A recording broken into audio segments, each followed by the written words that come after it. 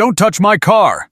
The young man's voice, Brandon Wells's, snapped across the massive plaza with undisguised contempt.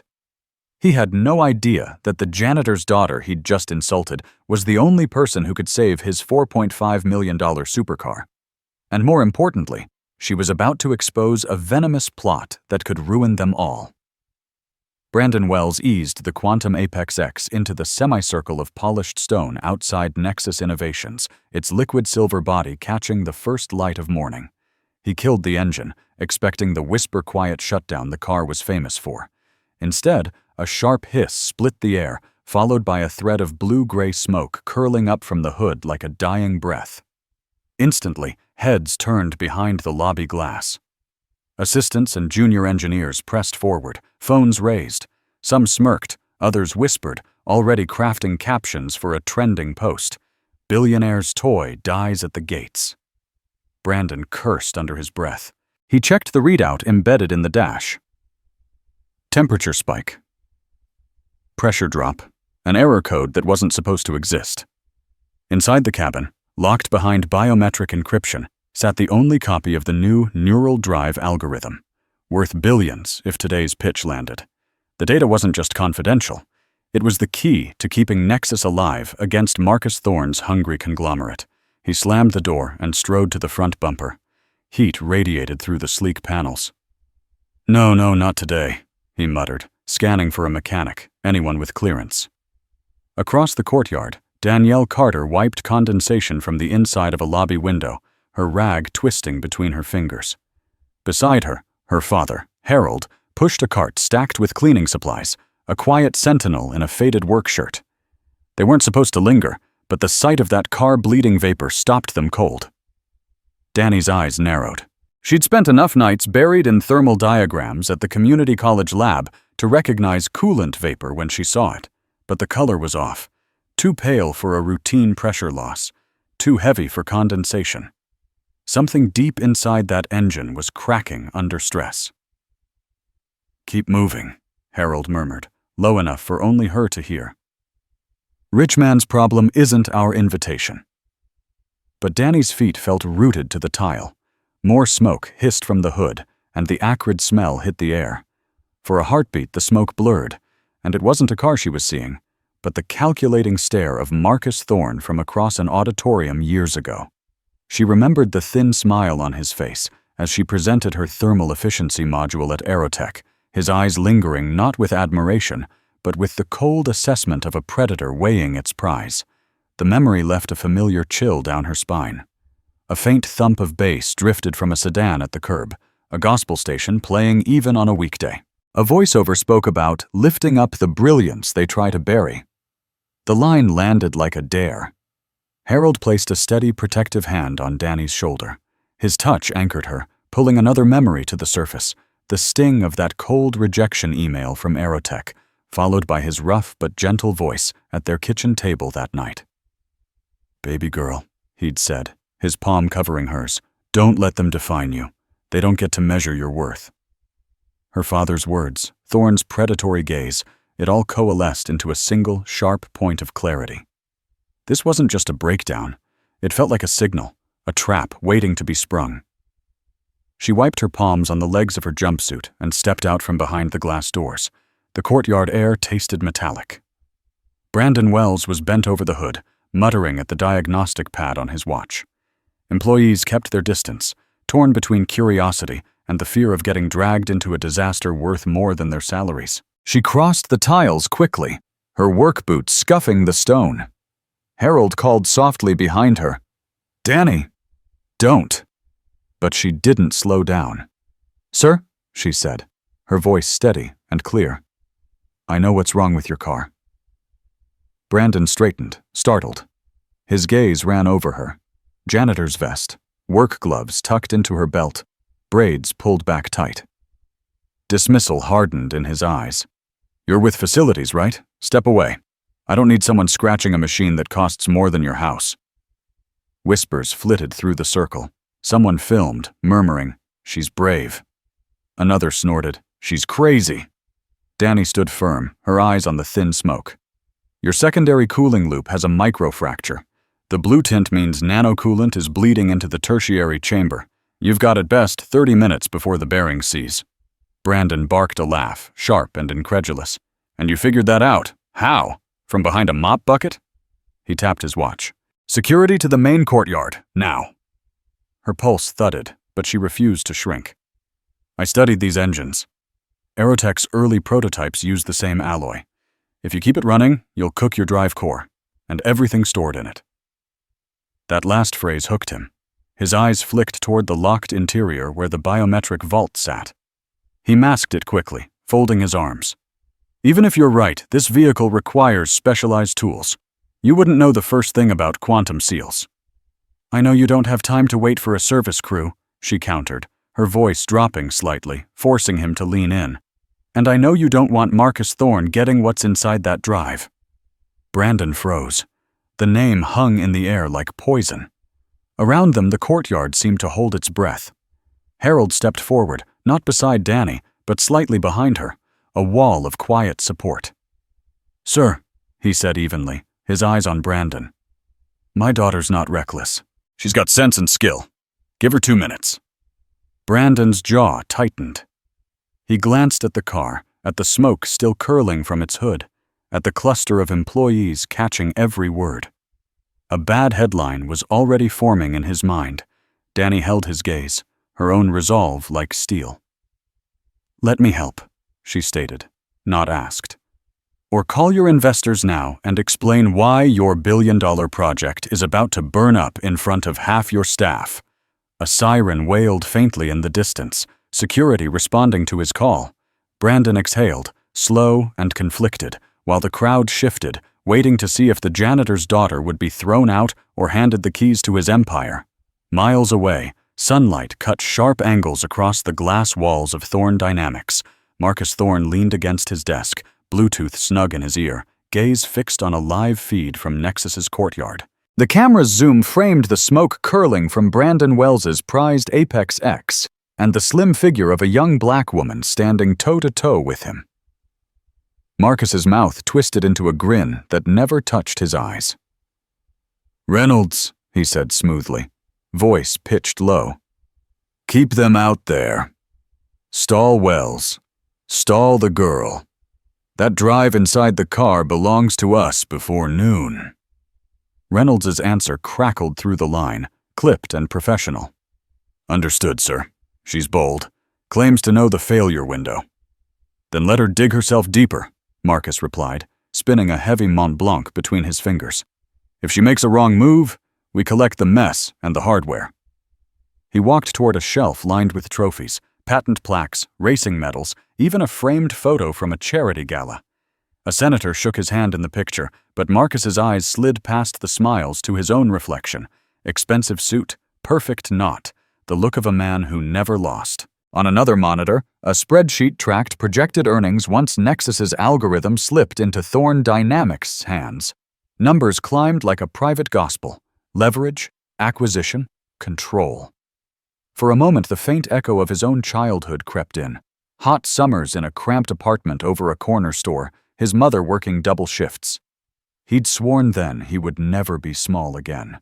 That vow had hardened into something ruthless, a hunger that couldn't distinguish between opportunity and theft.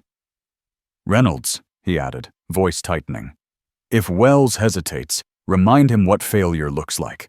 Make sure the girl doesn't get near that engine long enough to surprise us. He ended the call and slid the earpiece into a drawer, locking it with a click. Outside his office window, the city pulsed with late-morning traffic, horns layering over the rhythm of life below. Marcus tapped a polished knuckle against the glass, watching the reflection of a man who believed the world owed him everything. Let's see, he murmured, how fast brilliance folds when power squeezes. Then he turned back to the live feed, eyes narrowing, as Dani Carter straightened her shoulders in the courtyard haze. A security SUV rolled to a silent stop. A tall, square-shouldered man in a charcoal jacket stepped out, Reynolds Cole, head of security. His boots strike the stone with a rhythm too deliberate to be casual. Mr. Wells, he called, his voice carrying an authority dressed as calm. We'll take it from here. Brandon changed at him with visible relief, but Reynolds's eyes swept past him, landing on Dani. It was an appraising look, edged with a clear warning. You two, he said, nodding toward Dani and her father. Step away from the vehicle. Dani held her ground. With respect, sir, that car has less than 30 minutes before the breach cooks the bearings. Your team won't have time to run diagnostics. Reynolds' smile was small and cold. This isn't a classroom project. Mr. Carter, he added, his gaze flicking to Harold. You don't want your daughter tangled up in corporate liability. Before Harold could respond, Dani stepped around Reynolds, her eyes locked on Brandon Wells. She will not be dismissed. Your secondary cooling loop is running 30 degrees hotter than spec, she said, her voice clear and quick. That smoke is nano-coolant bleeding into the tertiary chamber. I know this because I ran tests on an early prototype at Aerotech.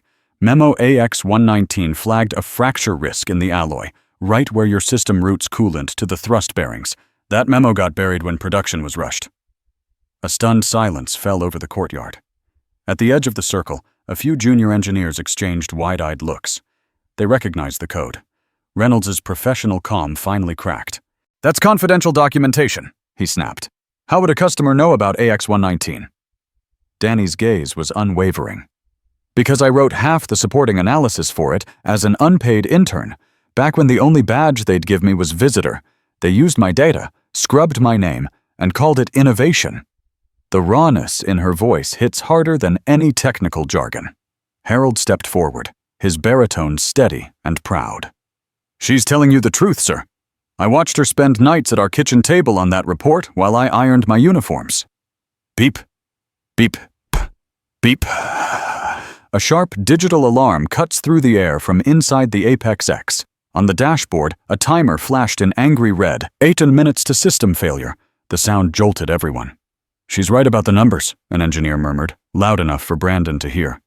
It's not guesswork, Dani pressed, her voice rising with the urgency of the alarm. When those bearings seize, the vault's failsafe will fry everything inside to protect the hardware.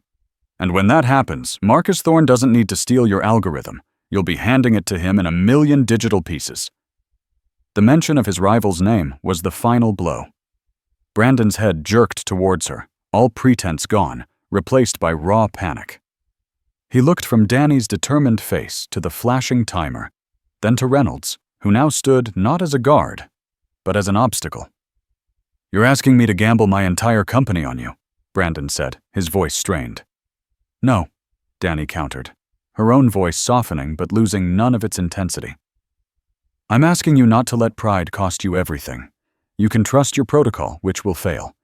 Or you can trust the person who wrote the warning about this failure in the first place. Brandon stared at her for one more agonizing second. The alarm beeped again, each sound a second lost forever. Brandon's thumb hovered over his watch, indecision hardening every line of his face. The readout inside the Apex X pulsed.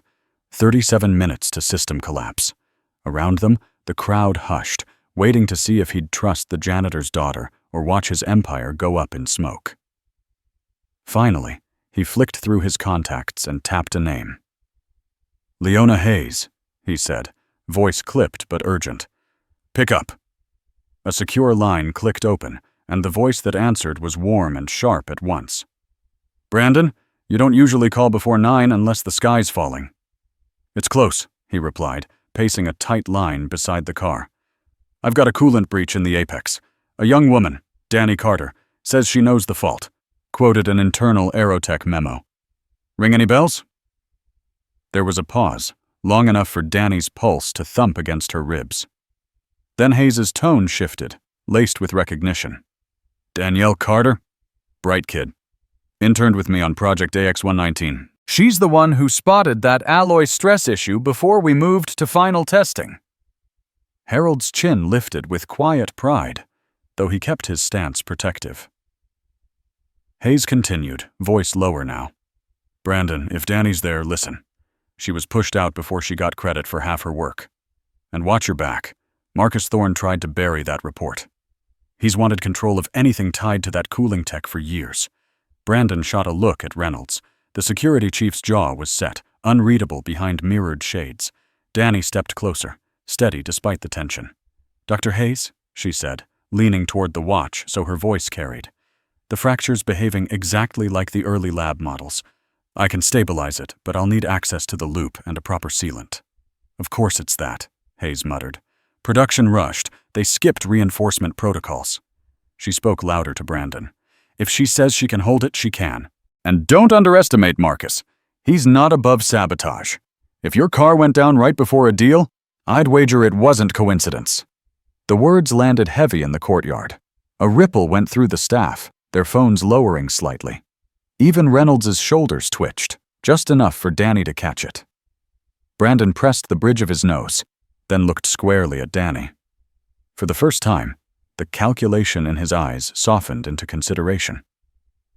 "You understand what's inside that car, right?" he said quietly. "The data, the stakes." "Yes, sir," Dani answered. "And I understand that if we don't act, none of it survives." Hayes's voice returned, firmer now, a hint of an old Sunday school cadence in her rhythm. "Brandon, trust the gift God put in that girl. Let her work, or start drafting an apology to your investors." Brandon exhaled, sharp and final. He tapped his watch to end the call, then faced Reynolds. "Stand down," he ordered. "We're doing this her way." The timer on the dash blinked 36:42.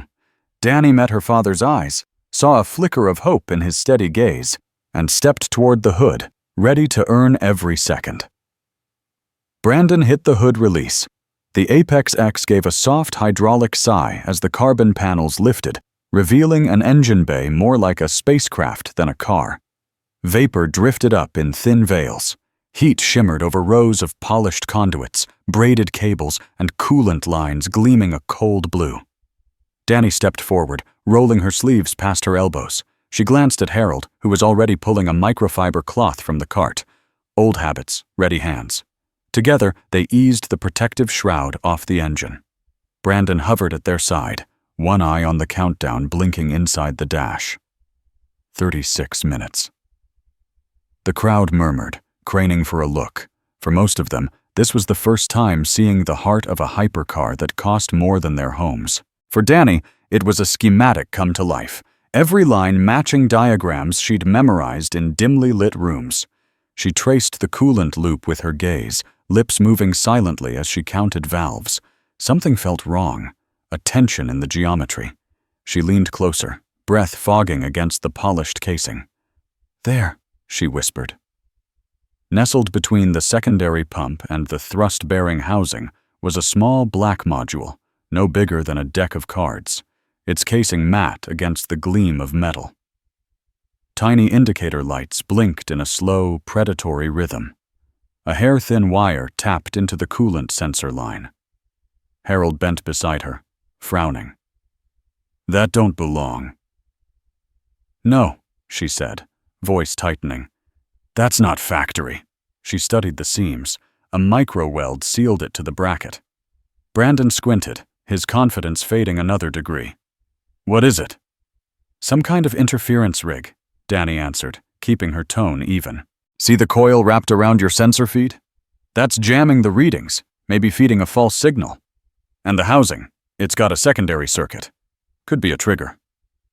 Harold's brows knit. "A trigger? Like a bomb?" "Not an explosion," Dani said, though her stomach nodded. "But a data kill switch. If the coolant breach gets bad enough, that thing could fry the vault or wipe its contents." The courtyard went very still. A gust carried the faint sound of a gospel choir rehearsing in a nearby church hall. "Hold on, keep your lamp trimmed and burning." The words brushed Dani's nerves like a reminder. Brandon straightened, voice sharp. "How did that get in my car?" Reynolds shifted his stance, too calm. "Could be a manufacturing defect," he offered, but his eyes didn't match the words. Dani ignored him, focusing on the device. Her training told her the power feed was spliced into the loop's stabilizer. Whoever installed it had known the engine's nervous system. They wanted the car to bleed out in public and take the algorithm with it. She slid a finger carefully around the module, testing its mount. A faint hum vibrated through the casing, too steady for random static. "It's active," she murmured. Brandon cursed under his breath. If it wipes the drive, Thorn wins by default. Dani glanced at her father. I can isolate it, but we'll need to disable the current first. Harold nodded, slipping the rag over a hot conduit so her hand wouldn't burn. His movements were quiet, sure, the same patience he'd shown teaching her to fix the church furnace or patch a leaking radiator at the shelter. From behind, an engineer blurted, "That's Sabotage!" Phones lifted higher. Whispers rolled through the courtyard like wind over dry leaves. Dani looked up, meeting Brandon's eyes. You wanted the truth, she said, steady as a plumb line. Here it is. Someone planted a device to take your car, and everything inside, off the board. Brandon's jaw set, anger and calculation mixing in his face. Reynolds adjusted his jacket, subtle tension in the move. The timer on the dash slipped to 35:12. Dani wiped sweat from her temple with the back of her hand, gaze locked on the blinking lights. Whatever game had been set in motion, it was bigger than coolant leaks, and she had just touched its fuse. Dani steadied her breath and leaned over the engine bay. The small black module pulsed like a hidden heartbeat, its faint hum vibrating against her fingertips. Harold hovered behind her, one hand braced on the hood, the other clutching a rag dampened with cool water, ready to hand it over if heat flared. This isn't just about patching a leak, Dani said quietly but firmly, pitching her voice for Brandon and the crowd as much as for herself. That box is wired into the pressure sensor. Pull the wrong lead, and the voltage spike will trigger a data purge inside your vault. Brandon stiffened, gaze darting to the biometric case inside the car. Meaning everything on that drive is gone? Not gone, Dani corrected, eyes narrowing as she traced the snaking wire with her thumb. Scrambled. Unrecoverable. Whoever planted this wanted you to watch your tech die. Reynolds shifted near the perimeter, boots scraping stone. You're guessing. I'm not guessing, Dani shot back. Her voice clipped. I wrote the test plan for AX-119. I know how these circuits behave under thermal load. She met Brandon's eyes. This is a trap built to look like a fault. To fix your engine, I have to disarm their kill switch. Harold moved closer, lowering his voice just enough for her ear. Take your time, baby girl. You've been steady since you could hold a wrench. Don't let them rush you. Dani nodded, eyes locked on the device. She fished a slim screwdriver from the emergency kit Brandon had placed nearby. First, I need to bleed pressure from the secondary loop, she explained, working the tip under a panel of the casing. If I open the housing while pressure's high, the current surge could fry the drive. She twisted delicately. A thin hiss escaped, carrying a whiff of heated coolant. The lights on the module blinked faster, angry now. That's the failsafe warning, Dani muttered. I've got to stabilize voltage before I lift the core. Brandon wiped a bead of sweat from his temple, watching the countdown on the dash slip to 34 minutes. How long can you hold it? As long as nobody talks me into rushing. She flashed him a quick, calm look, then bent again. A murmur rippled through the onlookers, respect edging out skepticism. One older staffer, a black engineer who'd been silent until now, whispered, That girl's running a bomb squad on an engine. Dani eased the casing open a fraction. Inside lay a slender chip nestled in gel, wires feeding its pulse from the coolant sensor. She could almost feel the fingerprints of the saboteur, precise, patient, cruel. Okay, she breathed, voice steady despite her racing heart. I'll hold loop pressure with my left hand, separate the sensor lead with my right. Harold, when I say, slide the cloth under that coolant line. If we slip, we contain the spill. Her father's big hand hovered, ready. Brandon stayed still, caught between dread and awe.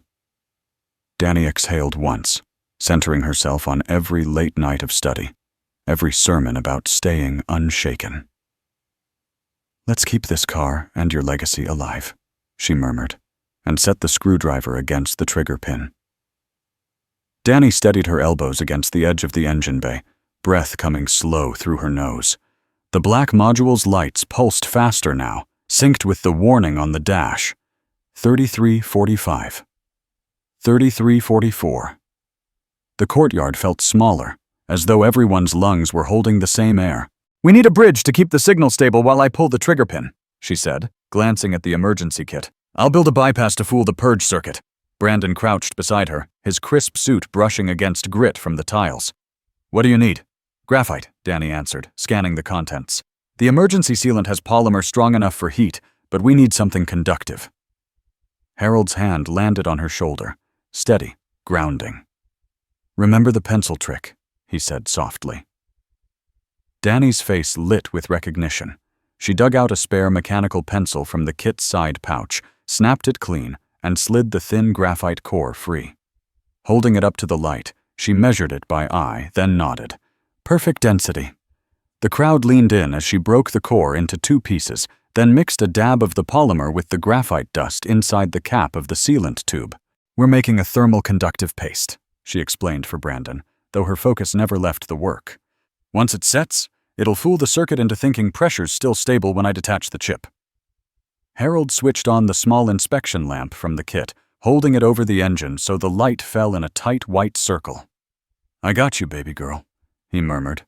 The glow lit her hands. Sure, steady brown skin glistening with a fine sheen of sweat. It was the same patience Harold had taught her fixing a busted heater at the rec center or repairing fans for the local choir on sticky summer nights. Those moments, invisible to most, had built this one. Dani dipped the end of a screwdriver into the improvised paste and traced a thin line along the chip's contact point. The light slowed, a soft amber replacing the frantic red. That's it, she breathed. Signal's holding. Brandon leaned in, eyes wide. For once, the billionaire had nothing to say. Next step, Dani continued. I insert the graphite pin to hold voltage, then slide the trigger pin out in one motion. If I hesitate, the module thinks the system's breached and wipes your drive. Harold adjusted the lamp, voice even. Steady, D. You've been steady your whole life. The timer dropped to 32:02. Dani felt the crowd's weight, but under it ran something else. A current of quiet hope from the black staff at the back, their faces reflecting a pride they didn't dare speak aloud. She set the graphite in place, fingers precise, then met Brandon's eyes. Once I lift the chip, we've got 30 seconds to seal the fracture with this paste. After that, the pressure climbs again. Brandon swallowed, his breath held tight. Dani closed her eyes for half a second, centering on the same quiet strength that had carried her through rejection letters and late-night study halls. When she opened them, her gaze was clear as tempered glass. Okay, she said, calm but charged. But hold the light steady, and don't breathe too loud. Then she slid the graphite into the circuit, every motion as deliberate as prayer, racing the clock 1 heartbeat at a time. The graphite bridge held steady for a heartbeat, then a sharp chirp sliced the air. On the dash, the warning bar flared crimson. Pressure fault. The module's lights flashed wild, angry red. Dani froze, every nerve sparking. Is that bad? Brandon asked, voice a shade too high. Only if I panic, Dani replied, jaw set. She eased her breath in through her nose, out through her mouth, the way Harold had taught her before job interviews and neighborhood chess finals. It means the circuit thinks we've lost coolant pressure. The timer blinked 3110. The purge trigger inside the module twitched, tiny but deadly. One wrong move, and the vault inside the apex would erase itself in less than a second. Dani felt Harold's hand on her back, warm and firm. Slow it down, D, he said quietly. Remember who you are. The words steadied her. She pictured late nights at their kitchen table, Harold ironing uniforms, her bent-over formulas, the radio humming gospel low. You don't bow, you stand tall. That rhythm returned now, steadying her pulse. Pressure sensors misreading because the bridge is grounding too fast, she muttered, eyes narrowing on the tiny silver contacts. I need to lift the graphite a hair. Reynolds shifted nearby, tension sharpening his posture. You touch the wrong spot and everything goes. Then let me work. she said without looking up. Using the edge of the screwdriver, Dani nudged the graphite sliver a fraction upward. The lights flickered, red fading toward amber. She checked the pressure gauge inside the casing, still high but stabilizing. Brandon leaned closer, careful not to jostle her. How did you even learn to do this? Dani allowed herself the quickest smile. By fixing church fans on Sunday morning so the choir wouldn't melt before service. If you can patch a motor with bubble gum and paper clips, you can patch anything. The crowd chuckled softly, tension cracking for just a second. Even Brandon's mouth twitched, though his eyes stayed locked on the countdown. 30:45. Dani refocused, hands steady again. She dabbed a bit more sealant along the joint, sealing the leak around the graphite pin. The module's frantic pulse slowed, settling into a steady green-blue. "That's it," she murmured, relief threading her voice. "The signal's back in range." Harold adjusted the lamp so light bathed the component. "Looks like a heartbeat now," he said, pride soft under his baritone. Dani didn't glance up. She guided the paste deeper into the fracture, careful not to brush the trigger circuit. Sweat rolled down her temple, catching sunlight like a bead of glass. The purge switch remained armed, but for the first time since she'd cracked the housing, Dani felt the upper hand. She wasn't just patching an engine. She was undoing sabotage aimed at everything they stood for. She set the tool aside, flexing her fingers once. "Okay," she said, voice calm, resonant. "We're back on track. Let's finish before this thing remembers who set the trap." The last screw eased free with a soft, metallic click. Dani lifted the sabotaging module from its mount, holding it steady so the wires didn't jostle. The graphite bridge hummed faintly, still feeding the circuit the illusion of perfect pressure. "Got it," she whispered. Brandon let out a breath he hadn't realized he'd been holding. Harold leaned in with the lamp, his face glowing with quiet pride. But before Dani could slide the device into the evidence bag Brandon handed over, the Apex X's main screen flickered. A new window pushed past the standard diagnostics, code rippling like water disturbed by a stone. "What is that?" Brandon asked, voice low. Lines of text scrolled in tight green columns. Access log. Secondary loop. Unauthorized portal detected. A timestamp pulsed. 09:11:42. Underneath, a short audio file appeared, marked with a triangle icon. Dani exchanged a look with her father, then tapped the play symbol with the tip of the screwdriver. Reynolds' voice spilled into the courtyard, unmistakable even through static. "Everything's ready, Marcus. Wells won't get past the door. The drive will be ours before lunch." A stunned hush fell over the crowd. The engineers who'd been doubting her moments earlier froze, their phones slowly lowering. Brandon's jaw slackened. His gaze shot to Reynolds, whose stance stiffened. Too still, like a man trying to decide between denial and flight. Harold's expression darkened, a quiet storm behind his eyes. "So that's how it is," he murmured, not quite to anyone.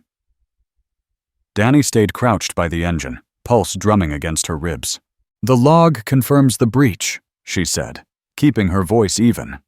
"Somebody patched into your cooling system less than an hour ago. They planted this device to trip the loop and wipe your data." Reynolds opened his mouth, then shut it again. His fingers flexed against his jacket seam, inching toward the radio at his belt. Brandon stepped forward, voice gaining an edge. "You told me you'd secure the area. Instead, you helped Thorne set the fuse." A ripple of conversation stirred the employees watching, their faces alive with shock and vindication. A young intern whispered to the woman beside him, "She saved everything and caught the snake in one shot."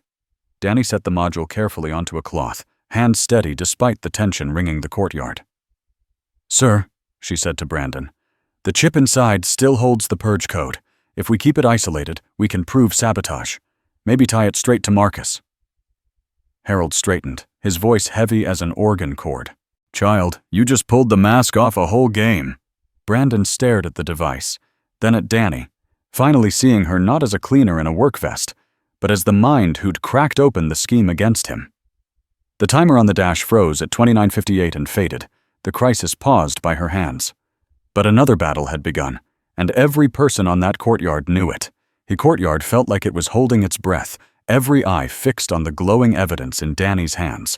The recording's last syllable, Reynolds promising Marcus the drive, still seemed to hover in the air. Then Reynolds moved.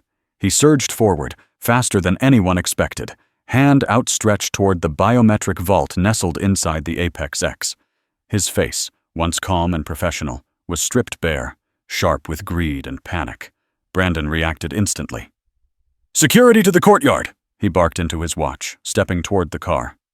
But Harold was already there. He planted himself between Reynolds and Dani, shoulders squared like a linebacker defending the end zone. One hand spread in warning, the other still gripping the inspection lamp. "You're not touching my daughter or that drive," he said, voice low but carrying the weight of every time he'd stood his ground in a world that didn't see him. "Move!" Reynolds snapped, eyes darting between Harold and the vault. "This is bigger than you understand." "I understand just fine," Harold replied, steady as a church drum. "You set us up, and now you want to clean your mess by stealing proof." A murmur rippled through the crowd. Phones rose higher, recording. Several black staffers traded quick looks, silent but fierce, as if saying, "Not again. Not this time." Reynolds lunged again, but Harold didn't budge. His stance said everything. Years of double shifts, quiet dignity, the resolve of a man who'd seen too many people erased and decided not his kid. Dani clutched the module tighter, heart thudding in her chest. She scanned Reynolds' posture, the twitch near his holster. He wasn't just after the evidence. He was cornered prey looking for a way out. Brandon circled toward the passenger side, cutting Reynolds' angle. "Cole, you're done," he said, voice icy with authority. "Step back now, or I'll make sure every second of this is on record." Reynolds' eyes flicked to the outer gate, then back to Dani, calculating. For a moment, the sunlight caught the sweat on his temple, making him look less like a guard and more like a man exposed. "You think that drive saves you?" he spat. "Thorne will bury all of you before lunch." "Maybe," Dani said, her voice steady, calm as the hush before a hymn. "But right now, this evidence is still in our hands." Harold angled the lamp so its beam cut across Reynolds' face. "You've already lost, son," he said quietly. The pounding of boots grew louder. Backup security closing in. The crowd parted as two guards in Nexus uniforms jogged through the archway, radios crackling. Reynolds' jaw worked as if chewing a bitter stone. He hesitated, torn between a final gamble and surrender. Dani stood firm behind her father, the device cradled like fragile truth. For a heartbeat, everything hung. The hum of the engine, the ticking clock on the dash, the long history of people told to stand down when justice was on the line. Brandon stepped forward, his voice sharp as glass. "Cole, it's over. Step away from them." And for the first time since the sabotage began, Reynolds' shoulders sagged, not in defeat, but in the weight of a scheme collapsing around him. Brandon slammed the hood shut and slid behind the wheel, motioning for Dani and Harold. "Get in, now!" Dani scrambled into the passenger seat, clutching the sabotage module tight, while Harold settled in back, still catching his breath. Behind them, the courtyard exploded with noise, staff shouting, security radios crackling, Reynolds barking orders.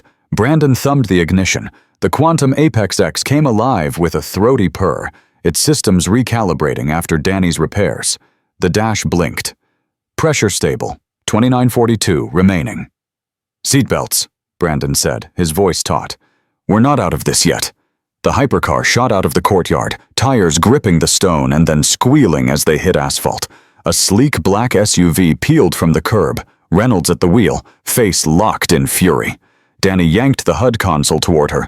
The screen glowed pale blue, lines of data spilling like rain across glass. "I'm pulling a full copy of the hidden log," she said, fingers flying. "If Reynolds catches us, this drive's the only thing that proves what happened." Harold braced himself between the seats, eyes scanning the rear window. "He's closing fast," he warned. The Apex roared down a wide boulevard lined with brick storefronts and Sunday murals. Images of gospel singers, steel workers, and community marches painted in bold color. A group of teens on the corner cheered as the car streaked past, shouting Dani's name when they caught sight of her behind the glass. "Eyes front," Brandon reminded, though a small smile cracked his tension. Reynolds's SUV lunged onto the same stretch, clipping a parked car in his hurry. Sparks shot up as metal scraped metal. He leaned on the horn, the sound ugly against the hum of the engine. "HUD's almost done," Dani said, watching a progress bar creep forward. 72%. Brandon swerved around a delivery truck, cutting through a yellow light just as it changed. The Apex's acceleration pinned them to their seats, the city blurring into streaks of light and brick. "Pressure's still holding," Dani added, glancing at a sidebar flashing coolant stats. "You gave me a good patch job, Mr. Wells," Brandon grunted. "Let's just hope it holds long enough for us to shake your friend." Harold leaned forward, voice calm despite the chaos. "You two stay sharp. Streets like these can be tricky. You don't want to end up in a place where folks don't see the whole story." Ahead, the road narrowed into an underpass painted with murals of jazz greats and black inventors. Brandon steered into the tunnel, shadows sliding over the windshield. Reynolds followed, headlights flaring like predator eyes. "HUD's at 95, Dani called, eyes glued to the screen. "Give me 10 more seconds." Brandon gunned the engine, the Apex responding with a silky surge. The car leapt out of the tunnel and onto a long stretch of waterfront road, sunlight flashing off the hood. Behind them, Reynolds swerved wide, nearly clipping a street vendor's stand. Boxes of peaches spilled across the pavement, rolling like marbles as onlookers yelled. "Done!" Dani said, hitting save. A green icon pulsed. "Backup complete." She slipped the drive into the pocket of her work vest, heartbeat racing. "Hold on," Brandon warned. He swung the Apex around a tight curve, tires screeching. The SUV fishtailed behind, barely recovering. For a breath, the city seemed to hold its own pulse, the thrum of bass from a passing car, the slap of sneakers on pavement, the wail of sirens somewhere far. Dani met Harold's eyes in the rearview mirror. He nodded once, steady as stone. "Whatever happens," he said, voice sure, "they're not taking this from us." Brandon pressed harder on the accelerator, the Apex surging toward daylight, log secured, Sabotage still chasing. Brandon eased the Apex X into a dim parking structure tucked behind an old brick warehouse. The tires hissed against the concrete as he cut the engine. For a moment, only the ticking of cooling metal filled the air. Dani's hand stayed wrapped around the backup drive, knuckles pale. She could still hear Reynolds' SUV prowling somewhere beyond the exit ramp. Harold leaned forward between the seats, eyes calm despite the adrenaline still buzzing in the car. "Breathe, baby girl," he said softly. "Don't let anger crowd out your mind." Dani looked at him, chest rising and falling fast. "He tried to take everything, Daddy. He almost—" "I know," Harold said, laying a steady hand over hers. "But your gift's no good if you let rage steer it. You've come too far to throw it away now." The words landed like the low notes of a hymn, grounding her. She inhaled slow, the scent of engine oil and concrete filling her lungs. Outside, sunlight filtered through gaps in the upper floors, painting bands of gold across Harold's face. Brandon glanced toward the ramp, voice clipped but steady. "We have minutes before he tracks us here. Dani, that log is our lifeline. You hold on to it, no matter what." She nodded, shoulders settling as clarity returned. "I'm not letting him or Marcus erase this." Harold gave her hand a final squeeze, then released it, gaze steady as stone. "That's my girl," he said quietly.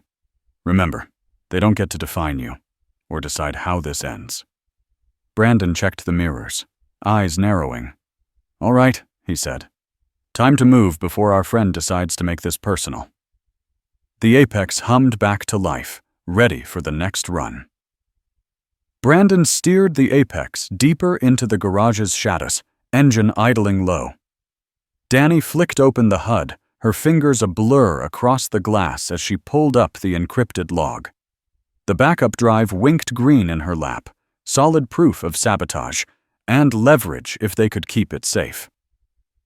"We can't just keep running," Brandon said, voice taut. "They'll hunt us until they have this." "Then we make sure the story isn't theirs to bury," Dani replied, eyes sharp. She pulled up a secure comm panel, typing a string of commands. Harold leaned forward, brow furrowed. "You sure you want to send that out now?" "Yeah," she said without hesitation. "Dr. Hayes needs a copy in case we don't make it back, and someone in the community has to know what's going on." She scrolled to a contact labeled Pastor Franklin, Tabernacle Outreach. Her father's old friend, the pastor, ran an after-school coding lab for kids from their neighborhood, the same man who'd once slipped Dani her first engineering kit. A progress wheel spun as the files zipped into a heavily encrypted package. "Hayes gets the full log and system map," Dani explained. "Franklin gets a clean snippet, just the voice clip and a note about the device. If Reynolds or Marcus shut us down, at least the truth's already bigger than they are." Harold smiled faintly. "That's the girl I raised. Head clear, heart aimed right." Brandon watched her work, something new flickering behind his eyes. Not just respect, but a dawning realization that he wasn't the smartest person in the car. Outside, the city's pulse leaked through concrete, the bass of a passing car, a vendor shouting about sweet tea, the distant wail of sirens. Then Dani's watch vibrated with a flood of notifications. "Look," she said, tilting the screen. Social feeds were already buzzing, shaky clips of her crouched over the apex, smoke curling around her as she wrestled with wires. Captions scrolled past: "Janitor's daughter saves 4M-Huz hypercar. Black girl outsmarts corporate sabotage. Hero in a work vest." Harold chuckled, low and proud. "World finally seeing what I've known since you were knee-high." Dani felt heat rise to her cheeks, but she stayed focused, checking the transfer bar. Upload complete. "Done," she said, tucking the drive into an inner pocket. "Now even if they come at us, they can't erase the proof." Brandon leaned back, exhaling. "You just made this fight public. That means they'll get desperate." "Good," Dani answered, her tone level but laced with fire. "Let them come desperate. We'll stay ready." Harold squeezed her shoulder. "Stay steady, Dee. Remember, storms don't last. But folks watching how you stand in them, that sticks." Brandon shifted the car into gear, eyes narrowing as sunlight spilled across the garage entrance. "All right," he said. "Let's finish this before they rewrite the ending." The Apex purred forward, its engine smooth under Dani's repairs, carrying them toward the next battle with truth secured and a city starting to cheer them on. Brandon guided the Apex out of the garage and onto a side street, sunlight cutting across the windshield. For a few blocks they rode in silence, each one replaying the chase and the evidence burning holes in their pockets. Finally, Brandon spoke, voice steady but charged. "Running won't fix this. Marcus thinks he's already won. Reynolds is his cleanup man. We need to flip the board." Dani glanced over, eyebrows raised. "How?" Brandon's hands tightened on the wheel as they turned toward the elevated freeway. "We stage a meeting back at Nexus. A fake investor briefing. Something too tempting for Marcus to ignore. We leak just enough to make him believe we're ready to sell the algorithm, and that the data he wanted to destroy survived." Harold leaned forward from the back seat, eyes narrowing. "You're talking about baiting a man who's already tried sabotage in broad daylight." "That's exactly why it'll work," Brandon replied. "He'll come to finish the job himself. Bring Reynolds, maybe others. And when he does, we'll have cameras rolling and legal counsel waiting." Dani studied him, torn between caution and a flicker of admiration. "You're suggesting we set a trap in our own house." "I'm suggesting we reclaim the narrative," Brandon said, "but we can't do it alone.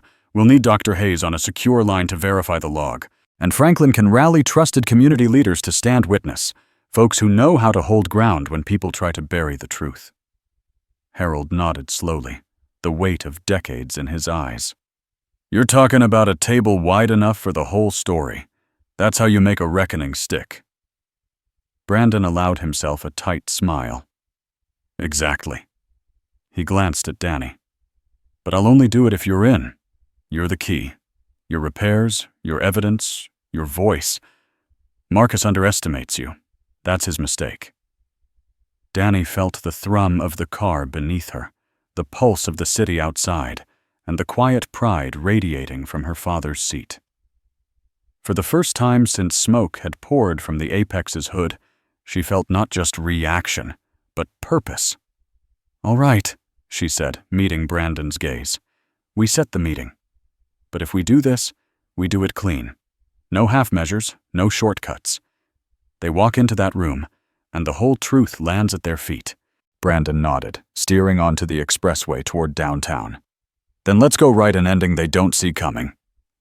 Harold settled back, a faint smile tugging at his lips. "Feels like we're about to serve Sunday justice on a weekday."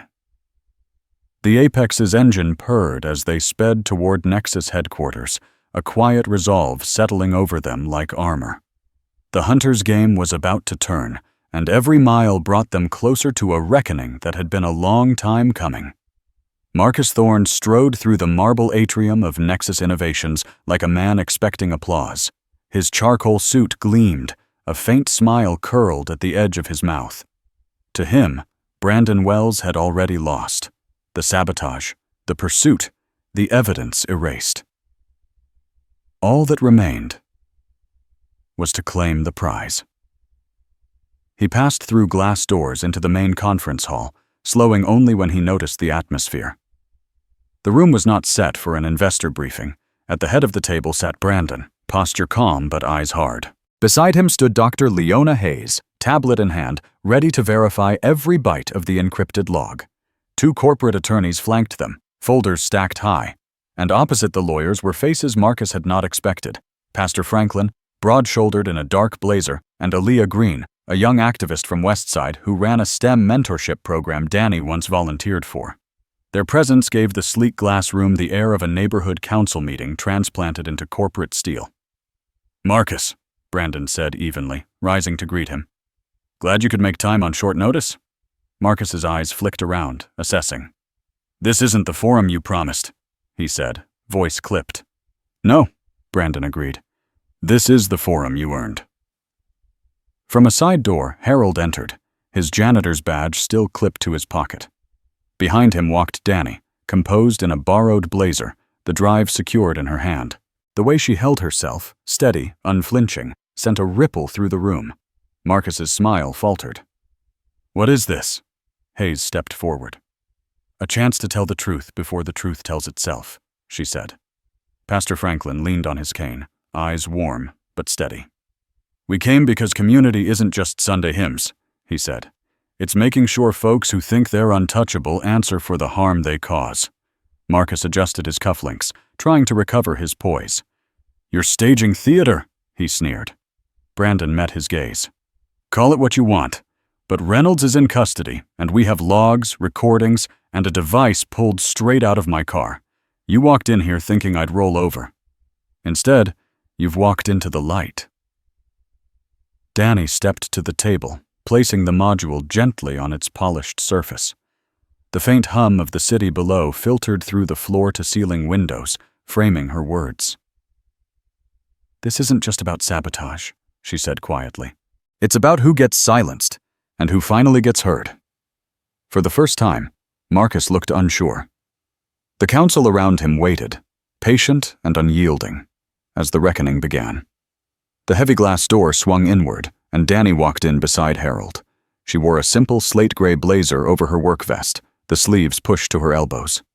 Her braids were neatly pulled back, her face calm, but lit from inside. Harold stayed a half step behind, broad and steady, his janitor's badge still clipped to his pocket, a quiet declaration of where they came from. Every head in the conference room turned. Marcus blinked as though he didn't recognize the woman who'd once swept past him in service corridors. Even Brandon paused, catching the gravity of the moment. For years, Dani had polished chrome railings no one thanked her for, patched coolant leaks in after-hours silence, and studied quantum cooling schematics in the break room while others traded weekend plans. Now she stood inside the circle where decisions worth billions were made, holding the evidence that could unseat titans. Hayes's eyes softened with pride. Pastor Franklin gave a small nod from the far end of the table, a nod carrying the weight of church basements and block meetings where people learned to fight for their voice. Dani stepped closer to the table, placing the drive gently beside the sabotage module. "All this time," she said, voice clear, "people thought I was just the girl with a mop bucket. But I've always been an engineer, whether anybody wanted to see it or not." Harold's hand rested on the back of her chair, his gaze sweeping the room. "She didn't get here by luck," he said quietly. "She got here by working twice as hard while folks looked the other way." A hush settled over the room, charged and electric. Through the panoramic windows, the city stretched wide. Murals, steeples, the hum of traffic. It felt as though all of it was leaning in, waiting for what would come next. Brandon gestured toward an open seat at the center of the table. "Dani, this is your place," he said. "Everything that's happened today started with your eyes on that engine." She sat, posture straight, hands folded lightly on the polished surface. The drive glinted against the conference lights, a small beacon of proof and possibility. Hayes spoke, her tone both mentor and ally. "The world needs to understand this wasn't just clever mechanics," she said. "This was courage in the face of sabotage, and a reminder of how much talent gets buried under uniforms and assumptions." Pastor Franklin leaned forward, voice warm but strong. "Child, what you did is bigger than saving a machine. You put truth in motion, and truth don't stay quiet forever." The narration seemed to rise from the room itself. She once mopped these floors. Now she stands at the center of power, holding evidence that could change the company. And her own life. Forever. Marcus shifted uneasily, sensing the tide turning against him. Dani met his stare without blinking, calm as the quiet before a verdict. For the first time since the smoke curled from the Apex's hood, she felt the room belonged to her. Dani rose from her seat, the drive secure in her palm. The room quieted until the only sound was the soft hum of the air vents. Marcus sat stiffly, one hand gripping the arm of his chair, but his eyes kept darting to the evidence on the table. Dani connected the drive to the screen embedded in the wall. A cascade of data appeared. Coolant readings, timestamps, access IDs. She navigated with sure fingers, pulling up a narrow window marked Hidden Log, Quantum Apex X. "This is what we pulled from the car's diagnostic system," she began, voice clear and even. "At 9:11 a.m., someone forced a back door into the secondary cooling loop. The device I removed," she pointed to the small sabotaging module, still resting under glass, "was designed to trigger a purge protocol if anyone tried to retrieve the algorithm stored inside the engine vault." She tapped a second file. Reynolds' voice spilled through the speakers, tense and hurried. "Everything's ready, Marcus. Wells won't get past the door. The drive will be ours before lunch." A sharp intake of breath rippled through the council. Pastor Franklin shook his head slowly, disappointment shadowing his face. Hayes scribbled a note on her tablet, lips pressed thin. Harold watched from behind Dani, pride flickering in his steady gaze. Dani continued, sliding to the next data screen. A chart showing pressure levels against coolant flow. The sabotage wasn't sloppy. Whoever planted this counted on the Apex's own safety systems to destroy the data. My repairs only worked because I kept pressure inside tolerance while isolating the trigger line. She met Marcus's eyes. "You tried to bury evidence the same way you buried people, quietly, behind machinery and paperwork. But machines leave fingerprints." Brandon leaned forward, his tone measured but iron hard. "And people leave accomplices. Reynolds didn't act alone." Marcus shifted, jaw tight. "This is circumstantial," he said, but his voice had lost its polish. Hayes shook her head. "The access path matches Reynolds' security key. The audio is time-stamped during your call with Brandon's assistant this morning." Franklin's voice filled the room, deep and steady. "Folks used to think they could run roughshod over our neighborhoods too. But every lie leaves a trail, and every trail meets daylight." Dani closed the log window and turned back to the table. "This wasn't just about money," she said quietly. "It was about who gets to stand here and who's kept outside the door. Today, the door stayed open." The weight of her words settled over the room, undeniable as the evidence glowing on the screen. The silence after Dani's last words felt heavy enough to bend glass. Marcus shifted in his chair, scanning the room as if a hidden exit might appear. His polished calm had cracked, leaving sharp edges of panic underneath. Brandon slid a folder across the table toward the corporate attorneys. "Everything's signed," he said quietly. "Authority to act, pending confirmation of this evidence." One of the lawyers stood, straightening his tie. "Mr. Thorne, the company has reviewed the recordings, the sabotage device, and your communications with Mr. Adus Reynolds, we're advising you to step away from this table and cooperate with investigators. Marcus let out a short laugh, brittle and too loud. You think you can build a case out of scraps pulled from a car hood? Hayes shook her head. It's not scraps. It's a blueprint of exactly how you tried to erase people and property for profit. The door opened behind them. 2 uniformed officers entered, calm but firm, badges gleaming under the conference lights. One approached Reynolds, who sat rigid near the door. Cole Reynolds, the taller officer said. You're under arrest for corporate sabotage and conspiracy. He slipped a set of cuffs over Reynolds' wrists before the man could speak. The sharp click echoed like punctuation. Reynolds' eyes flicked to Marcus, pleading. Marcus looked away. Pastor Franklin's voice cut through the tension, low but steady. Every scheme meets a day it can't outrun. Marcus stood abruptly, palms flat on the table. This is a stunt. You walked yourself in, Marcus, Brandon interrupted. Nobody forced you. The second officer moved closer. Sir, you'll need to come with us for questioning. Marcus's bravado wavered, then crumbled entirely. His shoulders sagged, and he allowed the officer to guide him toward the door. Dani watched silently, Harold's hand resting lightly on her shoulder. For once, the power in the room wasn't at the head of the table, but in the steady circle of people who had refused to stay silent. The conference room exhaled as the officers led Marcus and Reynolds out. The tension that had clung to the glass walls dissolved, leaving only quiet relief and the low murmur of people speaking again. Brandon stood, adjusting the cuffs of his jacket as he turned to Dani. I owe you more than words, he said, voice steady but thick with respect. You didn't just save my car. You saved my company's future, and you exposed a scheme that could have ruined lives. Dani shook her head slightly, still absorbing the moment. I just fixed what they tried to break, she said. That's what engineers do. Harold moved to her side, pride shining in his eyes. She's been doing that since she was a kid, he said, chuckling softly. Didn't matter if it was a radio or a busted vending machine. Dee always found the way through. Dr. Hayes stepped forward, tablet in hand. Brandon, I've seen a lot of talent in my career, she said. But Dani's not just talent, she's vision. Pastor Franklin nodded from the far end of the table. And grit, he added. That don't come from a textbook. Brandon smiled at that, a spark of warmth in his otherwise composed demeanor. He turned back to Dani. I want you on my executive team, he said. Director of Technology. Full resources, full creative control. The board will approve it as soon as I walk out this door. The words seemed to hang in the air, almost too large to take in.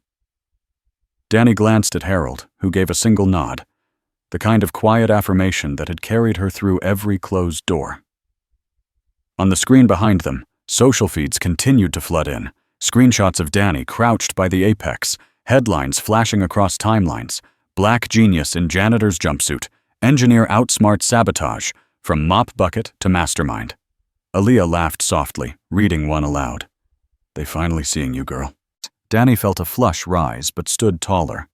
I'm grateful, she said, measured, but sincere. But if I take that seat, I want it to mean something, not just for me. Brandon tilted his head. What do you have in mind? She rested a hand on the drive, still sitting on the table. A program for kids who come from places like mine. Scholarships, apprenticeships, real chances for people who've been told they don't belong in rooms like this. Brandon nodded slowly, the hint of a smile on his face. We'll build it together. Hayes tapped her tablet, already drafting notes. Franklin's eyes gleamed with approval. Harold's hand squeezed Dani's shoulder once, firm and proud. Through the windows, the city stretched wide and bright, a patchwork of murals, rooftops, and morning light. Dani let herself breathe it in, the skyline, the faces around her, the weight of a new chapter settling on her shoulders. She had stepped into this room as a janitor's daughter fighting smoke and sabotage. Now she stood as something more. A voice, a builder, proof of how brilliance can rise even from the quietest corners. Dani looked at the polished title Brandon had just offered her, Director of Technology, glimmering in his words like a trophy. For a heartbeat, she let the idea settle, then shook her head with a quiet smile. "I'm honored," she said, steady as a drumbeat, "but I don't need a corner office or a title that locks me behind glass. I need a partner, not a boss." Brandon blinked, surprised. "A partner?" She reached into her bag and pulled out a roll of worn sketches bound by a rubber band. Blueprints unfurled across the table, hand-drawn designs layered with notes and equations. "I've been calling it the Innovation Garage," she explained. "A lab where kids from our neighborhood can build, test, dream. They shouldn't have to sneak blueprints into break rooms or learn code from scraps like I did." Harold's eyes softened.